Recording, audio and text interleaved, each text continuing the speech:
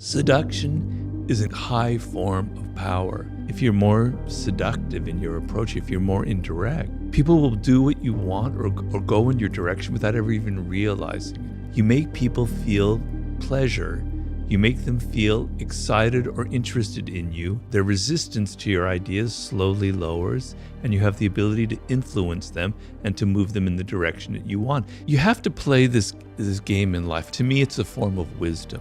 Humans are born actors. We learn at a very early age to play that kind of game. I don't have to put on a role. I don't have to play a game. That's manipulative, blah, blah, blah, blah. No, I'm sorry. People have a weakness in life. And the weakness that we all have, myself included, everybody on this planet, is that we don't have enough pleasure, okay? We don't have enough fun. We don't have enough excitement. We don't have enough theater and drama and things that raise us out of the banalities of everyday life. We're hungry for that, right? We have to work. We have to handle all the business things in our life. Life can be really drudgery and difficult and painful. And so that weakness is the fact that we want pleasure. We want to get out of our day-to-day world. We want to get out of the banalities that are weighing us down. So along comes a person, a man or a woman, and they say, all right, I'm going to give this person a taste of some pleasure, a taste of some thrill, a taste of some excitement. It could be sexual, but doesn't have to be sexual. It could be an adventure. You know, men are very much seduced by women who are offering an adventure because they like the thrill of the hunt. They like to chase. They like anything that has a little bit of danger involved. Okay, so what you're offering is something that people don't normally get in their day-to-day life. If you're a man or a woman and you know how to give people a taste of that pleasure and get them eating out of your hand and running after you, you are a master seducer or seductress. That is the art. It is knowing people's weakness and need to be taken out of their boring day-to-day life and playing on that to seduce them, to make them fall in love.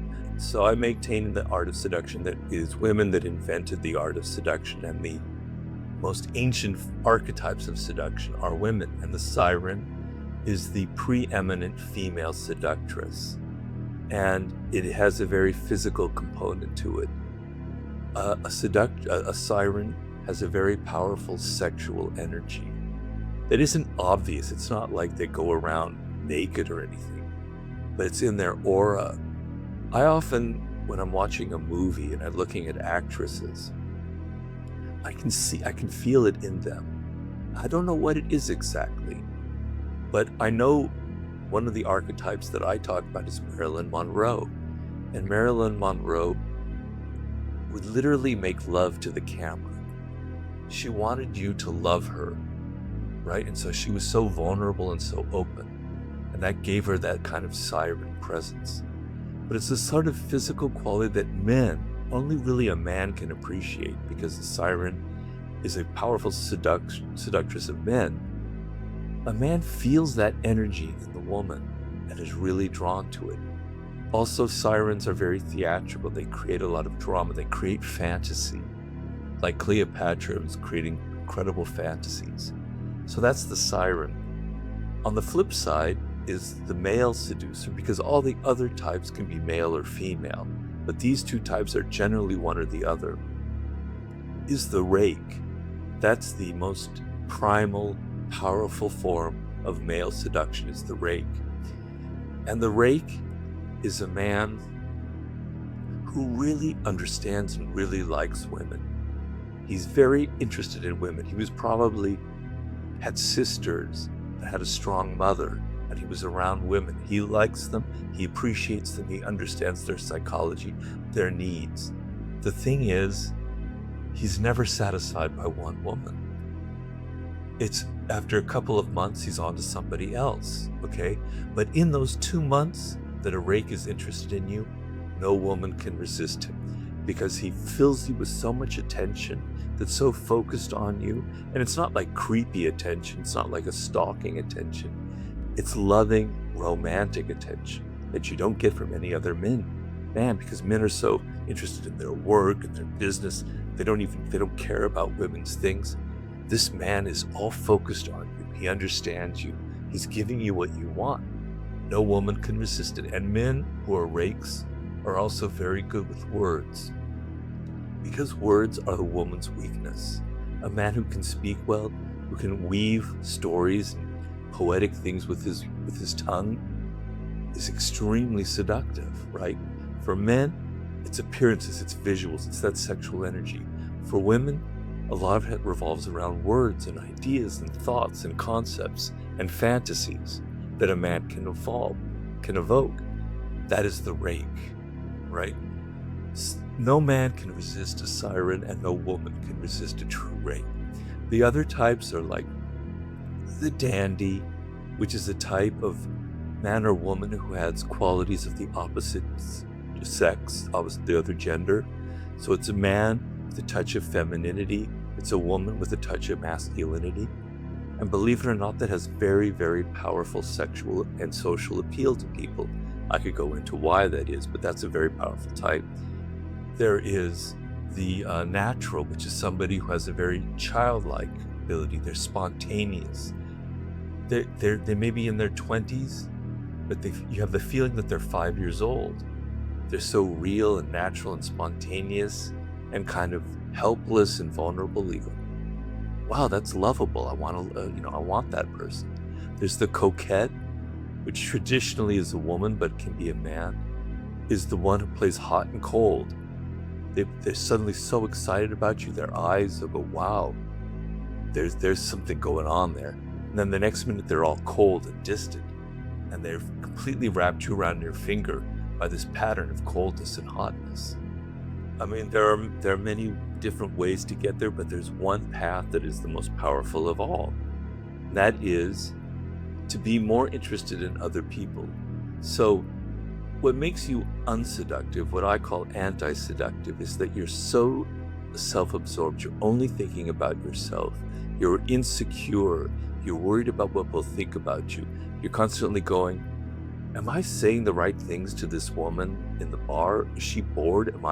You're so wrapped up in your own thoughts that you're not paying attention. The ability to get outside of yourself, and you can practice this. The problem nowadays is everything is virtual. You're swiping to find somebody. You need to practice this on people in the world and not virtually, okay? And the practice is this: thinking about them. So if I were interested in you, Francesca, right now, just as a scenario, right? And I was trying to seduce you, okay?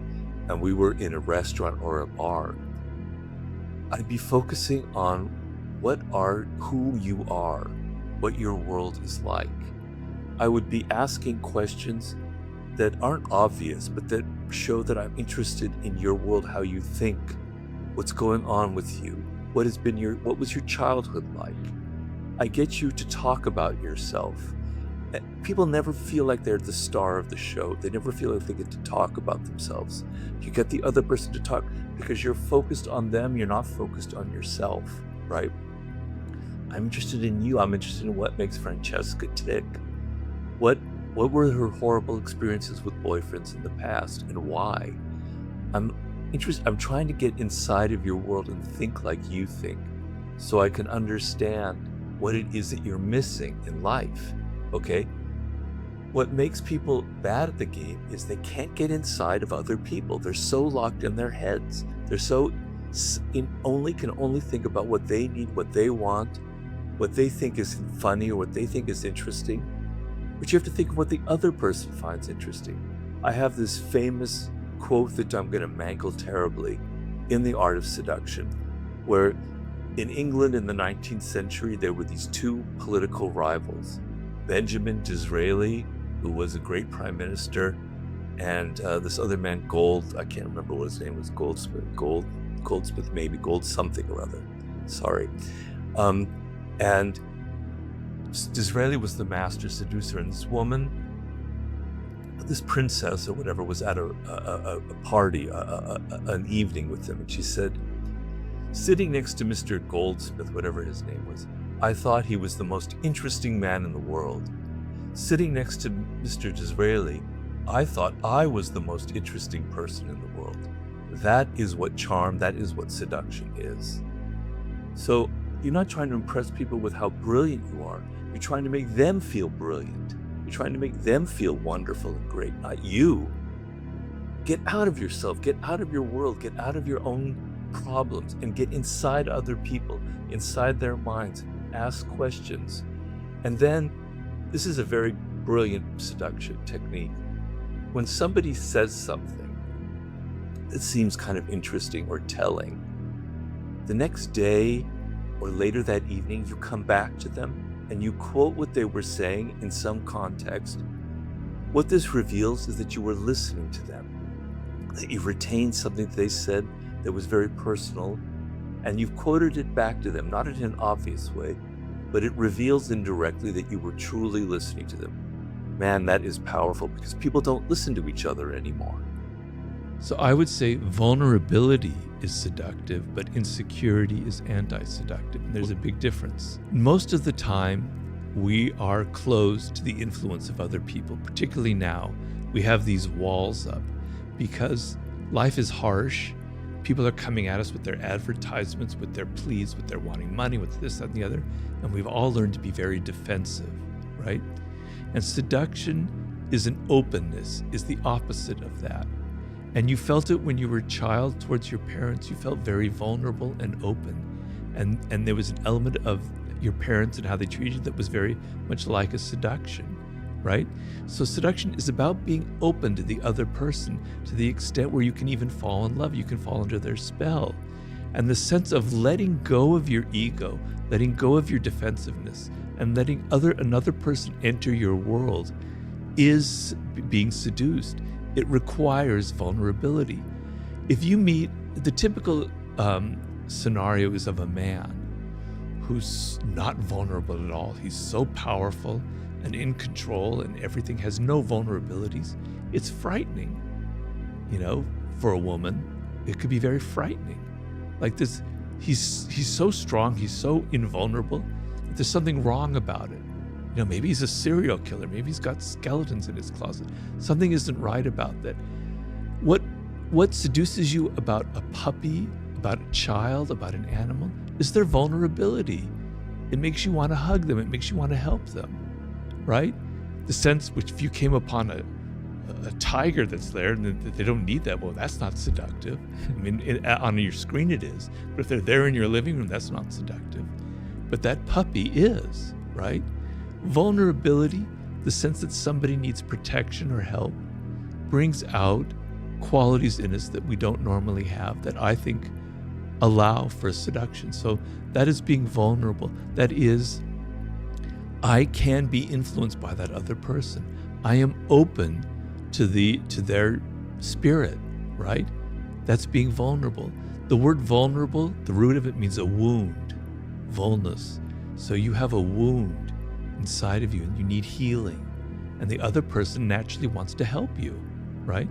But being insecure is means I'm so self-absorbed, I'm so worried about myself that I can't get out of it. And we've all had that experience. When you meet somebody and you can sense, you can smell their insecurity in them. I'm not judging them because we all have insecurities. It makes you feel insecure. It makes you feel a little bit awkward. Whereas if you meet someone who's not like that, who's confident, etc., it brings out that quality in you. So if you're on a date and there's someone you smell that kind of insecurity, it makes you awkward and insecure. It creates a kind of a problem. So that would be the difference between the two. Where it's not domination. It's sort of like a game that you're playing. It's like a mating game. It's like a courtship ritual where both people are kind of seducing each other. And so what makes for a great seducer is very simple. I can summarize it very simply. You are outer directed. So when you meet somebody for the first time, or you're on a date or whatever it is, you're not having that internal monologue going, does she like me or does he like me? Am I dressed well? Am I saying stupid things? What can I do to impress them? No. You turn it off and you're outer directed. and you're listening to them, and you're entering their spirit, and you're hearing them say things that give you idea of what they're missing in life, of what they want, of what their needs are, of what makes them an individual. You're absorbing it, you're entering into their spirit, and then you can reflect it back to them. You can give them gifts, you can take them to places that show that you're attentive to them.